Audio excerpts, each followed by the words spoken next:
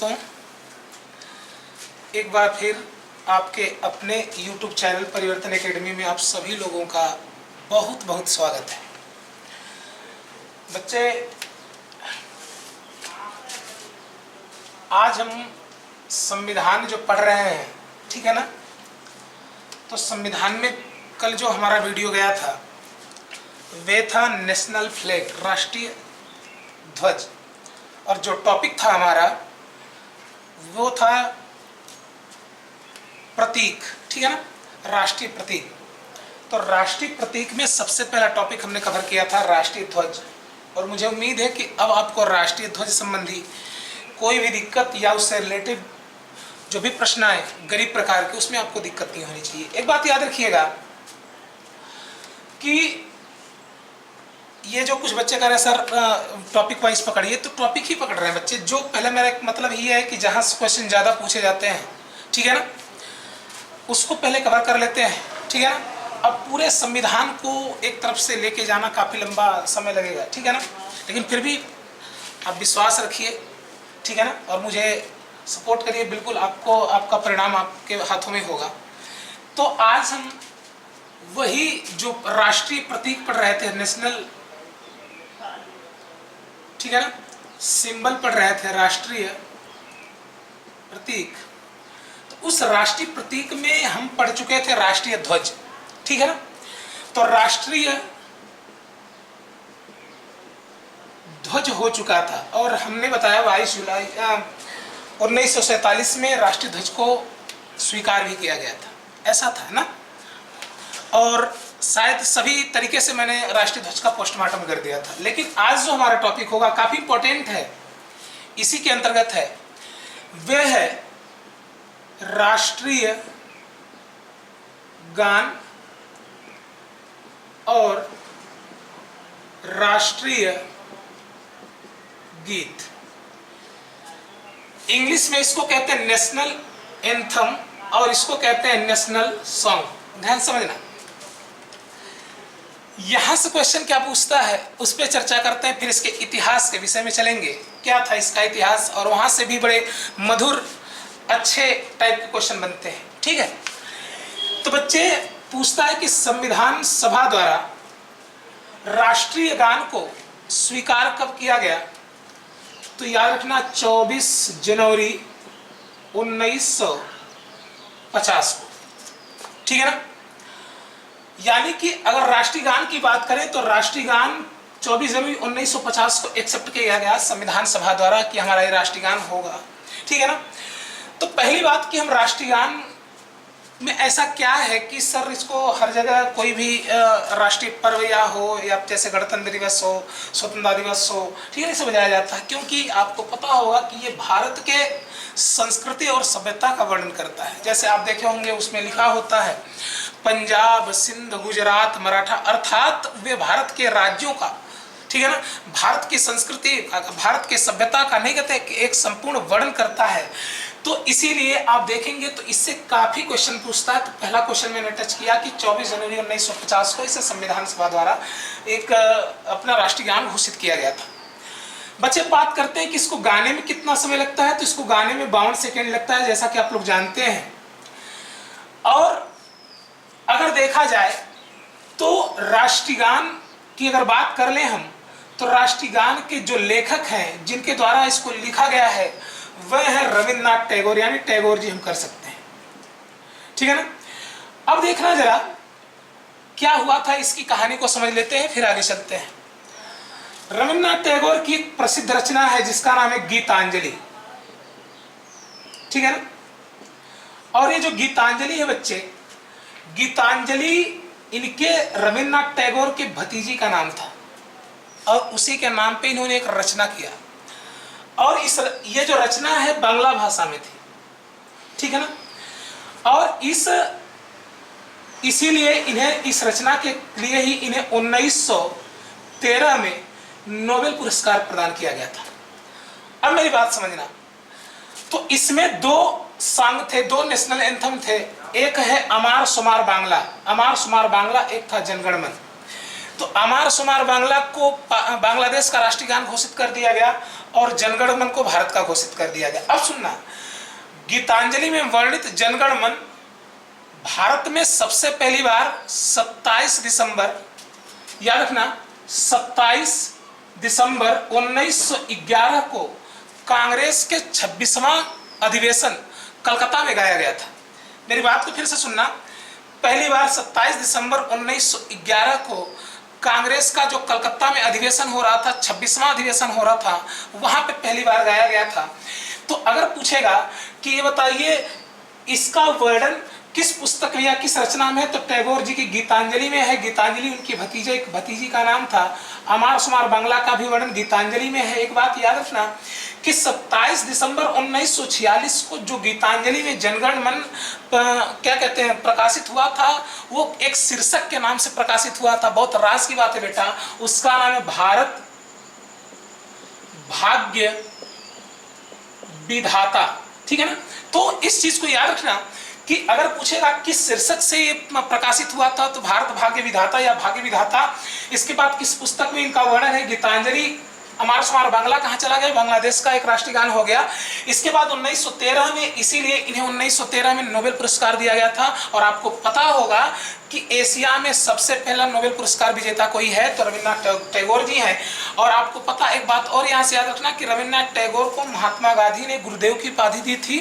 रविन्द्रनाथ टैगोर को महात्मा गांधी ने गुरुदेव की उपाधि दी थी, इसीलिए इन्होंने खुश होकर महात्मा गांधी को महात्मा कहा। तो अगर पूछेगा कि महात्मा गांधी को महात्मा किसने कहा, तो रविन्द्रनाथ टैगोर ने, या टैगोर को गुरुदेव किसने कहा, तो महात्मा गांधी ने। अब हम बात कर लेते हैं कि जो राष्ट्रीय गान है ये 24 जनवरी 1950 को एक्सेप्ट किया गया। 52 सेकंड लगता है इसे गाने में। इसका रचना किया गया टैगोर जी द्वारा। गीतांजलि में वर्णित है। गीतांजलि में 2 राष्ट्रीय गान है, एक तो अपने देश का है, एक बांग्लादेश का है। और ये जो जनगण मन है इसे पहली बार 27 दिसंबर 1911 में कांग्रेस के कलकत्ता अधिवेशन 26वें अधिवेशन में इसे गाया गया था। और ये जो प्रकाशित हुआ था भारत भाग्य विधाता के शीर्षक से प्रकाशित हुआ था। इसी रचना के परिप्रेक्ष्य में इन्हें 1913 में नोबेल पुरस्कार से नवाजा गया था। अब एक बात याद रखना कि ये जो जनगण मन है ना, इसे अंग्रेजी में भी ट्रांसलेट किया गया है। तो अंग्रेजी में इसे मॉर्निंग सॉन्ग कहा जाता है। ठीक है ना। तो मॉर्निंग सॉन्ग अगर पूछेगा कभी परीक्षा में देते कि मॉर्निंग सॉन्ग किसे कहते हैं, तो आपके राष्ट्रीय गान को ही कहते हैं, नेशनल एंथम को ही कहते हैं। तो खैर बच्चे इस चीज को याद रखना कि ये क्या है। मैंने बोला 27 जनवरी 1950 एक्सेप्ट किया गया, 52 सेकंड में गाया जाता है। इसकी रचना टैगोर जी द्वारा की गई। पुस्तक का नाम है गीतांजलि। गीतांजलि उनके भतीजी का नाम है। 1913 में इसी के लिए रचना के लिए उन्हें एशिया का प्रथम नोबेल पुरस्कार दिया गया था। ठीक है ना। और ये जो रचना थी बांग्ला भाषा में थी, बाद में दरदर भाषा में हुई। यहाँ पे 2 राष्ट्रगान वर्णित थे, एक जनगण मन और एक है अमार सुमार बांग्ला। अमार सुमार बांग्ला अगर देखा जाए तो ये बांग्लादेश का राष्ट्रीय गान हो गया। वहीं जनगण मन अपना राष्ट्रीय गान हुआ सबसे पहले 27 दिसंबर 1911 को। ठीक है ना। कांग्रेस के कलकत्ता अधिवेशन 26वें अधिवेशन में गाया गया था और इसका प्रकाशन हुआ था भारत भाग्य विधाता। इसे इंग्लिश में द मॉर्निंग सॉन्ग कहा जाता है। इसके बाद याद रखना बच्चे कि हमारे राष्ट्रीय गान के गाते समय बड़ी सावधानियां बरती जाती हैं। जैसे अगर राष्ट्रीय गान चल रहा है तो आप राष्ट्रीय गान पर डांस नहीं कर सकते। कहीं राष्ट्रीय गान चल रहा है तो आप राष्ट्रीय गान पर कूद नहीं सकते, लोगों से बातें नहीं कर सकते। ठीक है ना। अर्थात बड़ी इसकी इज्जत होती है। तो याद रखना यह है राष्ट्रीय गान का एक डाटा। ठीक है। अब हम बात करते हैं कि राष्ट्रगीत क्या है। राष्ट्रगीत को इंग्लिश में हम नेशनल सॉन्ग कहते हैं। इसका जो वर्णन है, राष्ट्रगान हमारा वंदे मातरम भी है, याद रखना वंदे मातरम। तो वंदे मातरम का जो वर्णन है बच्चे, ये आपके आनंद मठ जो कि बंकिम चंद्र चटर्जी द्वारा रचित है। और बंकिम चंद्र चटर्जी द्वारा रचित आनंद मठ में भारत में जो प्रथम विद्रोह हुआ था अंग्रेजों के खिलाफ, उसका नाम था सन्यासी विद्रोह। तो सन्यासी विद्रोह का वर्णन किस पुस्तक में है, तो आनंद मठ में है। और आनंद मठ में ही वंदे मातरम का वर्णन किया गया है। और ये जो राष्ट्रगीत है इसकी रचना 1882 में की गई थी। ठीक है ना। लेकिन 1896 में कांग्रेस के कलकत्ता अधिवेशन 12वां अधिवेशन था, उसमें पहली बार गाया गया था। इसके गाने की कोई लिमिट नहीं होती है कि कितने मिनट में से गाया जा सकता है। इसके बाद अगर बात करें तो इसके गाने में कोई सावधानियां नहीं बरती जाती हैं। और राष्ट्रीय गीत में भारत के भूभाग को प्रत्यक्ष देवी मानकर उसको उसकी आराधना की जाती है। कहीं कहीं तो ये लिखा होता है कि ये भी लिखा है, ऐसा प्रमाण मिलता है कि बंगाल में दुर्गा देवी की पूजा के लिए राष्ट्रीय गान का प्रयोग किया जाता है। राष्ट्रीय गान को संस्कृत में लिखा गया था, ठीक है ना, बाद में इसका हिंदी अंग्रेजी में रूपांतरण हो चुका है, ऐसी बात नहीं है। तो याद रखना बच्चे कि राष्ट्रीय गीत की बात करेंगे, वंदे मातरम बंकिम चंद्र चटर्जी आनंद मठ में, और आनंद मठ में सर्वप्रथम सन्यासी विद्रोह का वर्णन है। 1882 में इसकी रचना की गई, 1896 में कांग्रेस के 12वें कलकत्ता अधिवेशन में गाया गया, ठीक है ना। इसके गाने का कोई लिमिट नहीं है, आप इसे कोई फंक्शन में भी गा सकते हैं। आप देखेंगे कई अभिनेत्री जो होते हैं ये लोग इस पे डांस भी करते हैं, इस पे डांस नहीं कर सकते। तो बच्चे याद रखना कि इसके गाने की कोई लिमिट नहीं है। अतः हमारा जो राष्ट्रीय गान और राष्ट्रीय गीत क्या हुआ, क्लियर हुआ। अब आगे हम चलते हैं।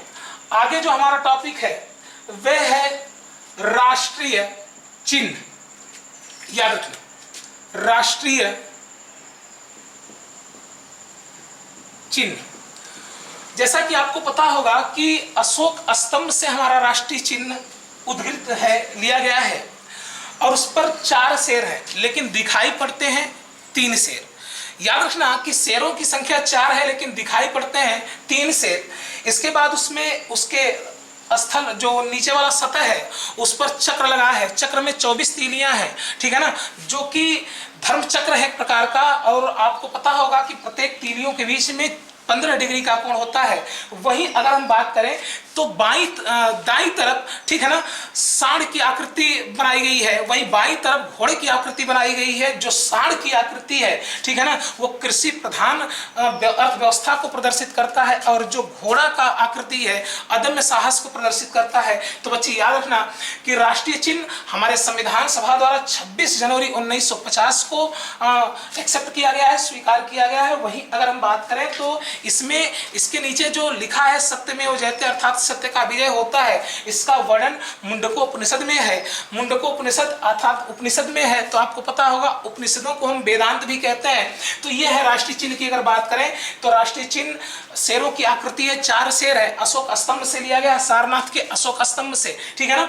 लेकिन दिखाई पड़ते हैं कितने, 3 चक्र है उसमें, एक तरफ बैल है, एक तरफ आपका घोड़ा है। जो बैल है वो कृषि को प्रदर्शित करता है, जो घोड़ा है अदम्य शक्ति को प्रदर्शित करता है। वहीं अगर बात करेंगे तो उसके नीचे लिखा है सत्यमेव जयते।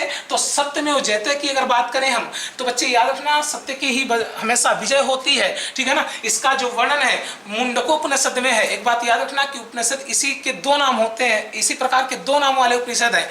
एक का नाम है मांडुक्य उपनिषद, एक का नाम है मुंडक उपनिषद। तो मुंडकोपनिषद है, ना कि मांडुक्य करना, ठीक है ना, और उपनिषद को हम वेदांत भी कहते हैं। तो इस तरह अगर देखा जाए तो इसको राष्ट्रीय चिन्ह को, ठीक है ना, और जहां पे भी राष्ट्रीय चिन्ह लगा होता है तुरंत हम समझ जाते हैं कि राष्ट्रीय चिन्ह भारत सरकार का एक लेवल है, ठीक है, एक चिन्ह है। इसको स्वीकार किया गया 26 जनवरी 1950 को। अब हम आगे चलते हैं, आगे बात करते हैं, राष्ट्रीय पशु की बात कर लेते हैं। तो राष्ट्रीय पशु की अगर बात करें, राष्ट्रीय पशु की बात करें, बहुत इंपॉर्टेंट टॉपिक पढ़ाने जा रहे हैं बच्चे, याद रखना। तो राष्ट्रीय पशु जो है हमारा बाघ है, ठीक है ना। और बाघ का जो वैज्ञानिक नाम है कभी कभी पूछ देता है परीक्षाओं में कि जो राष्ट्रीय पशु बाघ है, ठीक है ना, इसका वैज्ञानिक नाम बताइए। तो बच्चे याद रखना पैंथेरा टाइग्रिस, ठीक है ना। इसके बाद अगर हम बात करें तो बाघ को ही क्यों एक्सेप्ट किया गया राष्ट्रीय पशु के रूप में, इस चीज पे भी हम चर्चा कर लेते हैं। तो एक चीज याद रखना कि पूरे विश्व में सबसे सौंदर्य युक्त अगर कोई पशु है वो है बाघ। मैं नहीं कह रहा हूं, इसका मैं उदाहरण भी आपको दे रहा हूं। 1968 से 1970 के बीच में पूरे विश्व में एक जंतुओं की सुरक्षा करने वाली संस्था है, उसका नाम है एनिमल प्लेनेट। इन्होंने सर्वे किया कि पूरे विश्व में सबसे सौंदर्य वाला जंतु कौन है, तो परिणाम निकल के आया बाघ। अब सुनना, तो जब ये रिजल्ट आया तो अब कहीं ना कहीं बाघों की संख्या निरंतर घट रही थी, तो बचाने की भी जिम्मेदारी थी। तब जाके 1973 में, याद रखना बच्चे, 1972 में वर्ल्ड टाइगर प्रोजेक्ट लाया गया। विश्व के अंतर्गत बाघों को संरक्षण करने की योजना बनाई गई और इसके जो अग्रणी थे, इसके जो अध्यक्ष थे, उनका नाम था गैनी मैनी को। बहुत रास की बात ही है, ठीक है ना। अर्थात विश्व में बाघ संरक्षण अभियान या परियोजना कब लाया गया था? 1972 में। किसके माध्यम से लाया गया था? गैनी मैनी को के माध्यम से लाया गया था, ठीक है ना। इसके बाद अगर देखा जाए तो ठीक एक साल बाद भारत में 1973 में बाघों को बचाने की कवायद शुरू हुई, अर्थात टाइगर प्रोजेक्ट भारत में 1973 में लाया गया।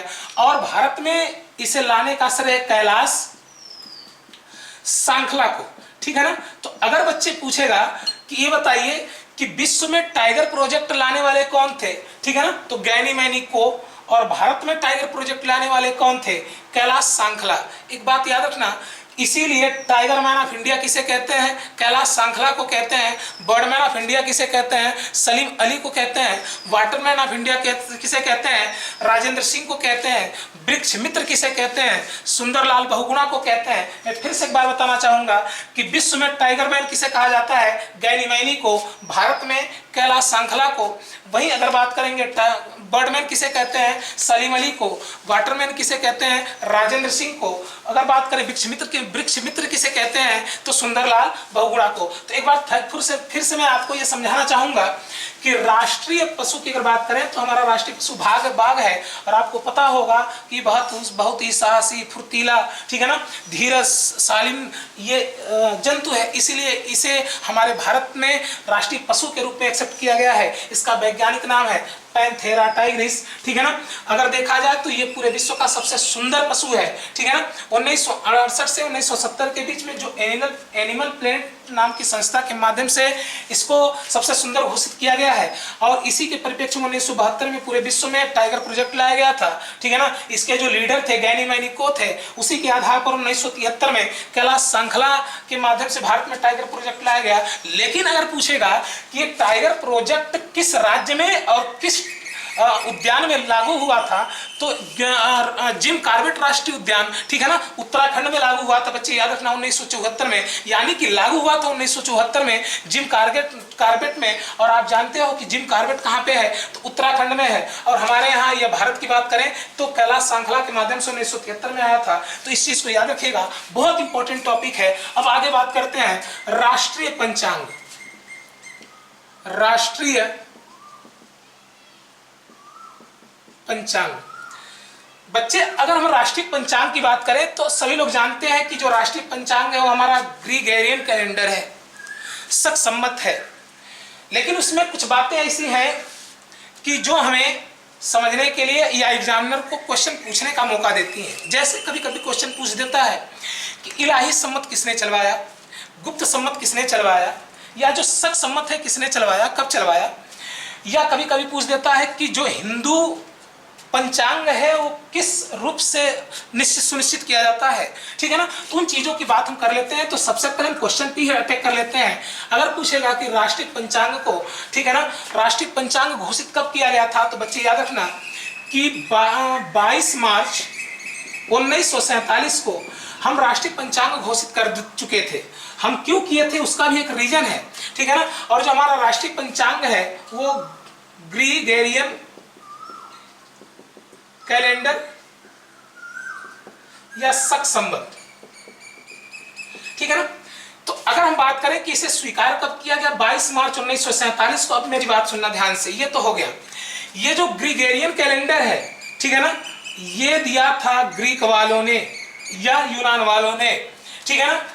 और ये जो शक सम्मत है बच्चे, ये आपका हिंदू पंचांग है, ठीक है। लेकिन उससे भी पहले किया, ये तुरंत की देन है नहीं।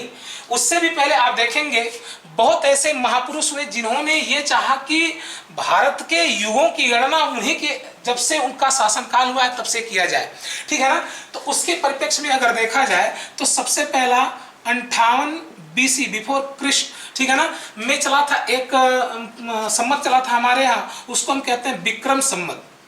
विक्रम सम्मत। वही अगर बात करें तो 78 BC में चला था बच्चे, 78 AD में, एनोट में नहीं, ठीक है ना। ये चला था आपका शक सम्मत ठीक है ना।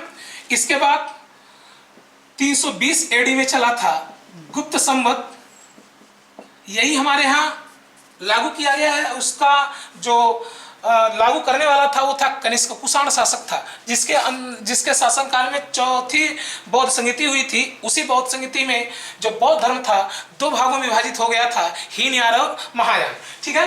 तो 320 की अगर बात करें तो ये गुप्त संवत चला था, ठीक है ना।